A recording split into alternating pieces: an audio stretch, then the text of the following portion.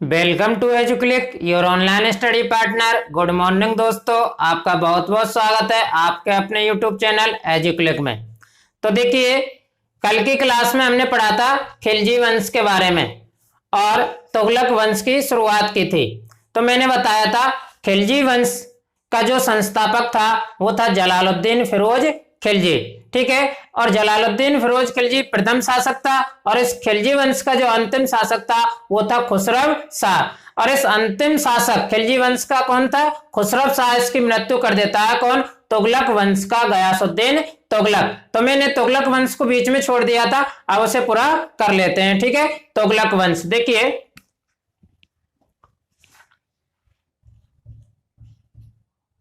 तुगलक वंश, जैसा कि कल मैंने बता दिया था कि तुगलक वंश की स्थापना खिलजी वंश के अंतिम शासक खिलजी वंश का अंतिम शासक कौन था? खुसरव शाह,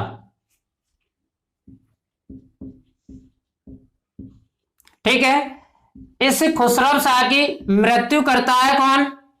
गयासुद्दीन तुगलक, ठीक है। गयासुद्दीन तुगलक खुसरव शाह की मृत्यु कर देता है और तुगलक वंश की क्या कर देता है? स्थापना कर देता है। लेकिन गयासुद्दीन तुगलक की मृत्यु के बाद में जब इसकी मृत्यु हो जाती है तो इसका पुत्र जूना खां किस नाम से शासक बनता है? मोहम्मद तुगलक के नाम से।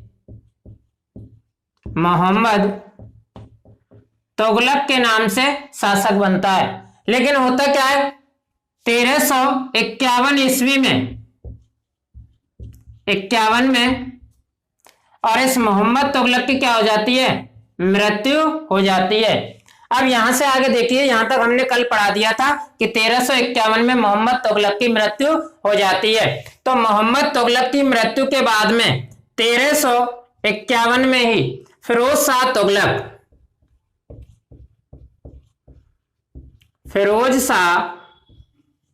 तुगलक शासक बनता है। और ये फिरोज शाह तुगलक कौन था? मोहम्मद तुगलक का चचेरा भाई था, ठीक है। फिरोज शाह तुगलक शासक बनता है और यह फिरोज शाह तुगलक क्या करता है अपने शासन काल में कि नौकरी यानी सरकारी नौकरी व सेना में नौकरी व सेना को वंशानुगत कर देता है।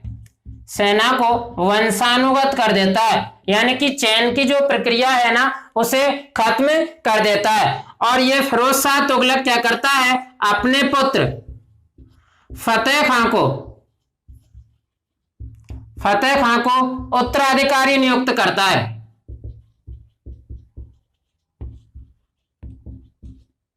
इसकी जानकारी हमें मिलती है कि फतेह खां उत्तराधिकारी नियुक्त हो गया कि इसने फिरोज शाह तुगलक ने क्या किया, इस फतेह खां और स्वयं कौन? फिरोज शाह तुगलक और फतेह खां, ये दोनों की जो संयुक्त चित्र हैं वो क्या के सिक्कों पर दर्शाए जाते हैं।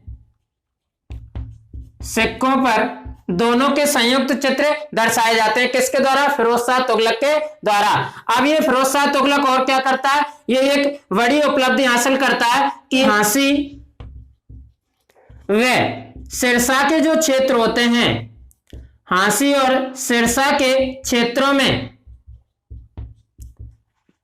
में पानी की कमी को दूर करने हेतु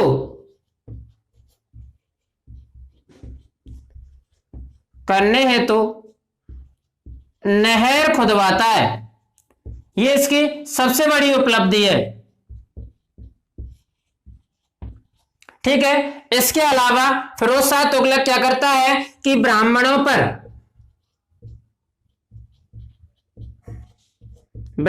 पर जजिया कर लगाता है और जो गैर वसीयत कर हैं गैर वसीयत कर। इसके समय पे कितने थे गैर वसीयत कर, ये ध्यान रखना है, 24 थे। इनको क्या कर देता है, वो समाप्त कर देता है। ठीक है, गैर वसीयत करों को समाप्त कर देता है और केवल 4 कर, 4 कर जैसे कि जकात, खराज,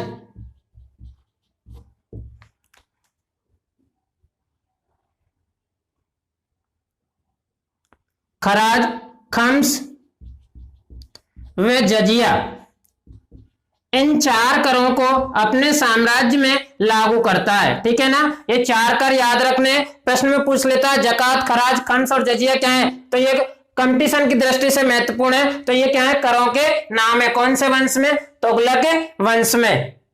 इससे आगे इधर देखिए कि ये कौन, फिरोज शाह तुगलक, फिरोज तुगलक,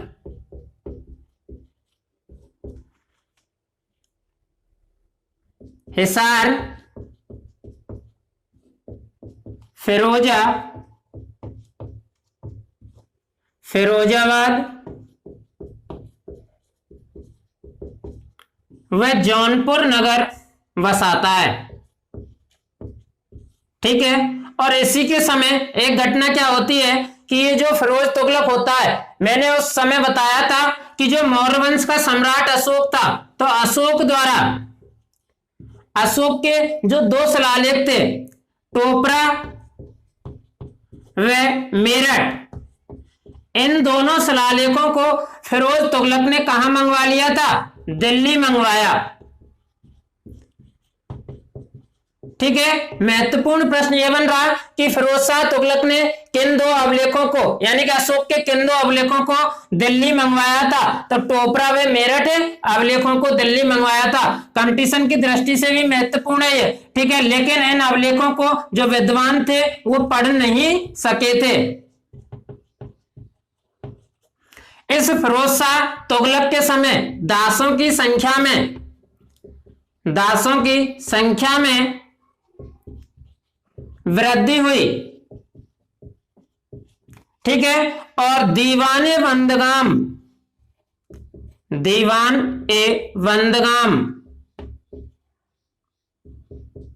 नाम से दासों का विभाग खोला। तो प्रश्न बन जाता है 1 नंबर का, दीवाने बंदगाम क्या है, फिरोज शाह तुगलक के समय दासों से संबंधित जो विभाग था वो क्या कहलाता था, दीवाने बंदगाम कहलाता था। 1388 में फिरोज तुगलक की मृत्यु हो जाती है। ठीक है, और अंतिम शासक बनता है नसरुद्दीन महमूद। अंतिम शासक कौन बनता है इस वंश का, नसरुद्दीन महमूद। लेकिन क्या होता है, नसरुद्दीन महमूद के समय एक तुर्क आक्रमणकारी जिसका नाम होता है तैमूर, जिसे तैमूर लंग कहा जाता है, ये तैमूर क्या करता है, इस नसरुद्दीन महमूद को पराजित कर देता है और दिल्ली पर अधिकार कर लेता है। लेकिन क्या करता है, तैमूर दिल्ली पर अधिकार करने के बाद में अपने एक दास, एक सामंत खिज्र खां को दिल्ली को सौंप जाता है। ठीक है ना, जीतता तो कौन है, तैमूर। ये कौन है, तुर्क आक्रमणकारी होता है जो अंतिम तुगलक वंश के शासक नसरुद्दीन महमूद को पराजित करता है। कुछ दिन दिल्ली में रहने के बाद में ये तैमूर चला जाता है और दिल्ली का शासन किसको सौंप जाता है, खिज्र खां को सौंप जाता है। और खिज्र खां वहां पर सैयद वंश की स्थापना करता है। ठीक है, तो अगला वंश, नया वंश पढ़ेंगे कौन सा, सैयद वंश। इससे पहले इसे दोबारा देख लीजिए। तुगलक वंश की स्थापना गयासुद्दीन तुगलक ने की थी, जिसने खिलजी वंश के अंतिम शासक, प्रश्न में पूछ लेता है कौन था, खुसरो शाह को पराजित किया था। इस गयासुद्दीन तुगलक का जो पुत्र था उसका नाम था जूना खां, और ये किस नाम से शासक बनता है, मोहम्मद तुगलक के नाम से शासक बनता है। मैंने इसकी 5 योजनाओं के बारे में भी बताया था। ठीक है, वो 5 योजना याद रखना भी जरूरी है। मोहम्मद तुगलक की मृत्यु कब होती है? 1351 में। 1351 में इसकी मृत्यु के बाद में शासक बनता है फिरोज शाह तुगलक, और फिरोज शाह तुगलक अपने शासन काल में नौकरी व सेना को क्या कर देता है? वंशानुगत कर देता है, यानी चयन की प्रक्रिया समाप्त कर देता है। फिरोज शाह तुगलक का पुत्र होता है फतेह खां।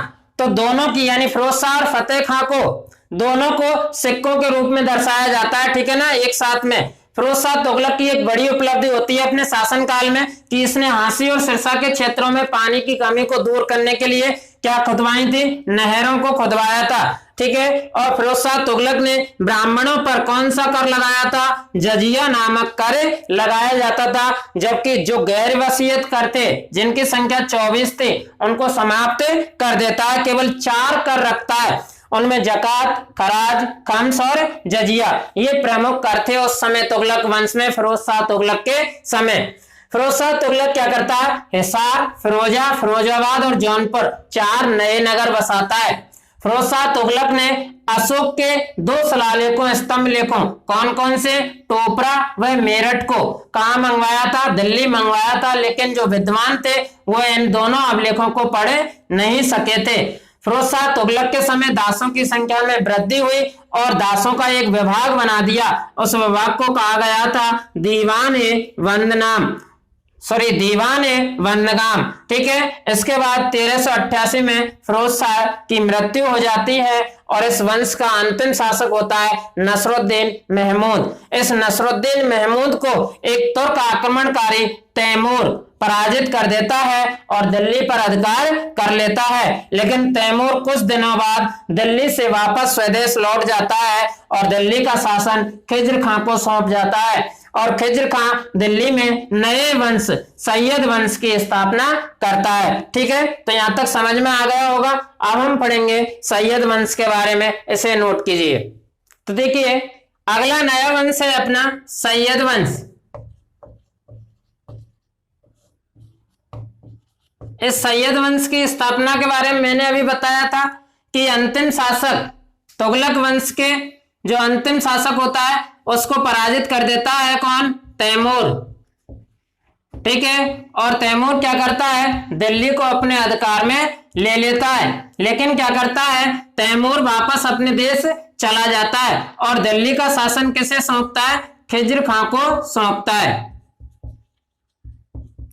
और ये खिज्र खां ही कौन से वंश की स्थापना करता है? ये संस्थापक हो जाता है, यानी कि सैयद वंश की स्थापना करता है खिज्र खां। इस खिज्र खां का जो शासन काल है वो 1414 से लेकर के 1421 ईस्वी तक होता है। इस शासन काल के दौरान खिज्र खां ना तो अपने नाम के सिक्के चलाता है और ना ही कोई उपाधि धारण करता है,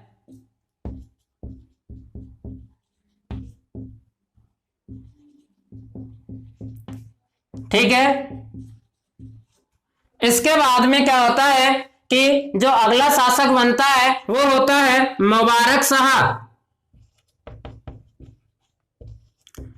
और ये मुबारक शाह क्या करता है? स्वयं सर्व शाह की उपाधि धारण करता है, सर्व शाह की उपाधि धारण करता है। लेकिन इसके बाद में शासक बनता है आलम शाह, और ये आलम शाह जब दिल्ली का शासक बनता है तो कुछ दिनों तक दिल्ली पर अधिकार करने के बाद आलम शाह स्वेच्छा से दिल्ली के शासन को त्याग देता है। इसी समय एक व्यक्ति बहलोल लोदी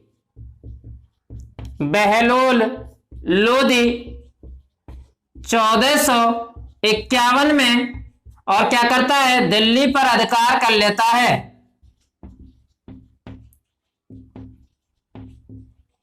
और दिल्ली पर अधिकार करने के बाद में ये जो बहलोल लोदी होता है ये दिल्ली में एक नए वंश लोधी वंश की स्थापना करता है। तो इस तरह से ये जो सैयद वंश है वो समाप्त हो जाता है और 1451 में नए वंश लोधी वंश की स्थापना हो जाती है। अपने सिलेबस में सैयद वंश के बारे में इतना ही दे रखा है। दोबारा देखिए, सैयद वंश की स्थापना कौन करता है? खिज्र खां, ठीक है। और खिज्र खां अपने शासनकाल में ना तो कोई सिक्के चलाता है और ना ही कोई उपाधि धारण करता है, ठीक है। इसके बाद में जो शासक बनता है मुबारक शाह, वो सर्वशाह की उपाधि धारण कर लेता है। और मुबारक शाह के बाद में सैयद वंश का जो अंतिम शासक होता है वो कौन होता है? आलम शाह। और यह आलम शाह क्या करता है? स्वेच्छा से दिल्ली के शासन को त्याग देता है और इसी समय एक बहलोल लोधी नामक व्यक्ति 1451 में दिल्ली पर अपना अधिकार करने के बाद में नए वंश लोधी वंश की स्थापना करता है। तो यहां तक समझ में आ गया, नोट कर लीजिए। अगला वंश पढ़ेंगे लोधी वंश। देखिए, अगला वंश है अपना लोधी वंश। जैसा मैंने अभी बताया कि लोधी वंश की स्थापना कब हुई थी? कि जब सैयद वंश का अंतिम शासक कौन था? आलम शाह। और आलम शाह स्वेच्छा से दिल्ली का शासन त्याग देता है तो कौन आता है? बहलोल लोधी। और बहलोल लोधी दिल्ली में लोधी वंश की स्थापना करता है, ठीक है। तो लोधी वंश का संस्थापक बहलोल लोधी। अब क्या होता है कि ये बहलोल लोधी 38 वर्ष तक शासन करता है और 1489 में इसकी मृत्यु हो जाती है। बहलोल लोधी आता कब है? 1451 में, ठीक है। इसकी मृत्यु के बाद में यानी बहलोल लोधी की मृत्यु हो जाती है और इसका पुत्र निजाम शाह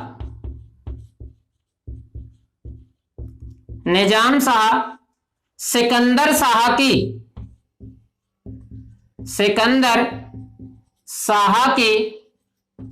उपाधि धारण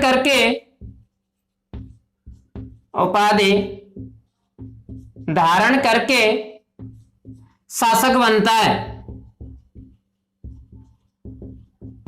ठीक है। इस निजाम शाह ने कौन सी उपाधि धारण की? सिकंदर शाह की। इस उपाधि के कारण ही इसको कहा जाता है सिकंदर लोधी, ठीक है। तो इस सिकंदर शाह ने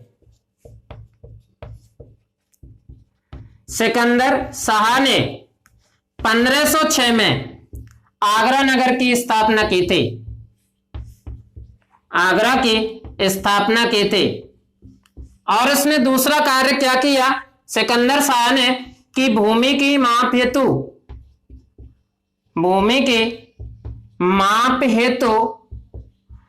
एक गज बनाया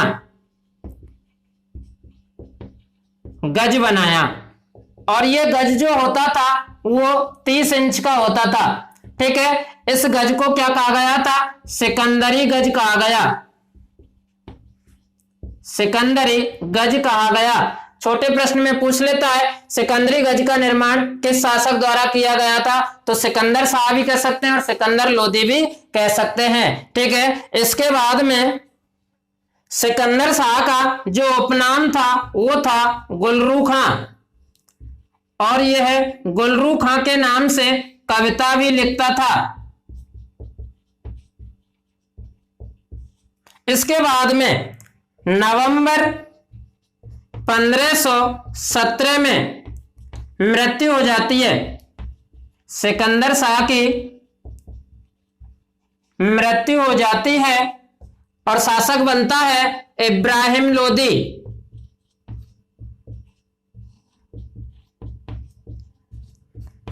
इब्राहिम लोधी जब शासक बनता है तो 1517-18 में ये जो इब्राहिम लोधी होता है ये राजस्थान के एक शासक राणा सांगा से युद्ध करता है। इस युद्ध में इब्राहिम लोधी परास्त हो जाता है और जीत होती है राणा सांगा की। इसके बाद में इधर देखिए कि 1526 में पुनः इब्राहिम लोधी और बाबर के बीच में प्रसिद्ध युद्ध होता है, ठीक है। और इस युद्ध का नाम होता है पानीपत का प्रथम युद्ध। यह पानीपत का प्रथम युद्ध भारतीय इतिहास की एक युगांतकारी घटना होती है, क्योंकि इस युद्ध में क्या होता है, ये लोधी वंश का होता है, इब्राहिम लोधी, और जो बाबर होता है ये मुगल वंश का होता है। तो इब्राहिम लोधी की क्या हो जाती है, हार हो जाती है, ठीक है। और बाबर भारत में कौन से वंश की, मुगल वंश की स्थापना करता है। तो इस तरह से इब्राहिम लोधी की खत्म होने के बाद ही भारत में लोधी वंश का अंत हो जाता है और एक नए वंश मुगल वंश की स्थापना हो जाती है, जिसकी स्थापना किसके द्वारा की जाती है, बाबर के द्वारा। यहाँ कई प्रश्न बनते हैं, जैसे पानीपत का प्रथम युद्ध किस किस के मध्य हुआ था, तो इब्राहिम लोधी और बाबर के मध्य। पानीपत का प्रथम युद्ध कब हुआ था, तो 1526 में। पानीपत के प्रथम युद्ध में किसकी हार हुई थी, इब्राहिम लोधी की। भारत में मुगल वंश की स्थापना किस युद्ध के साथ हुई, पानीपत के प्रथम युद्ध के साथ। भारत में मुगल वंश की स्थापना किस शासक ने की, तो आंसर क्या होगा, बाबर, ठीक है ना। बाबर ने 4 युद्ध लड़े, आगे बताएंगे जब बाबर पढ़ेंगे तो बाबर के चारों युद्ध ध्यान रखने। पहला युद्ध हमने पढ़ लिया पानीपत का प्रथम युद्ध, ठीक है, जिसमें जीत हुई थी बाबर की और नए वंश मुगल वंश की स्थापना हुई थी। तो यहां तक समझ में आ गया। एक बार दोबारा देख लीजिए लोधी वंश के बारे में। अंतिम सैयद शासक कौन था, आलम शाह। आलम शाह स्वेच्छा से शासन त्यागता है और दिल्ली पर अधिकार किसका हो जाता है, बहलोल लोधी का। यह बहलोल लोधी 38 वर्ष तक शासन करता है। इसकी मृत्यु के बाद पुत्र निजाम शाह सिकंदर शाह की उपाधि धारण करता है और शासक बन जाता है। यही सिकंदर शाह 1506 में आगरा नगर की स्थापना करता है और भूमि की माप हेतु एक गज का निर्माण करता है। इस गज की जो लंबाई है वो 30 इंच होती है, जिसे सिकंदरी गज भी कहा जाता है। ये सिकंदर शाह का उपनाम था गुलरू खां और गुलरू खां के नाम से कविता भी लिखता था, ठीक है। नवंबर 1517 में सिकंदर शाह की मृत्यु हो जाती है और शासक बनता है इब्राहिम लोधी। लेकिन 1517-18 में इब्राहिम लोधी और राणा सांगा दोनों के बीच में युद्ध हो जाता है, जिसमें इब्राहिम लोधी की हार होती है और इसके बाद में दोबारा 1526 में इब्राहिम लोधी और बाबर के मध्य युद्ध होता है, जिसमें इब्राहिम लोधी हार जाता है और बाबर की जीत होती है, ठीक है। इस युद्ध को कहा जाता है पानीपत का प्रथम युद्ध। इसी के साथ भारत में मुगल वंश की स्थापना हो जाती है। तो देखिए यहाँ ये मुगल वंश जो हम पढ़ेंगे वो अगली क्लास में पढ़ेंगे। लेकिन देखिए आज आपका टेस्ट होना था, लेकिन मैंने आपको क्या कि ये वंश खत्म करने थे। ये दिल्ली सल्तनत के जितने भी वंश थे ना, ये आपस में एक दूसरे से जुड़े हुए हैं, इसलिए मैंने आज आपका टेस्ट नहीं लिया और केवल ये दिल्ली सल्तनत के जो वंश थे वो खत्म करवा दिए, ठीक है। तो इसकी चिंता ना करें, जो टेस्ट है ना वो आपका कल लिया जाएगा, यानी कि शनिवार है ना कल, तो कल लिया जाएगा, ठीक है। और मैंने बता दिया कि ये पूरे वंश क्यों पढ़ाएं, क्योंकि एक दूसरे से जुड़े हुए हैं और इससे संबंधित जो भी पीडीएफ है वो आपको उपलब्ध करा दी जाएगी डिस्क्रिप्शन बॉक्स में। वीडियो को ज्यादा से ज्यादा लाइक और शेयर करें। धन्यवाद।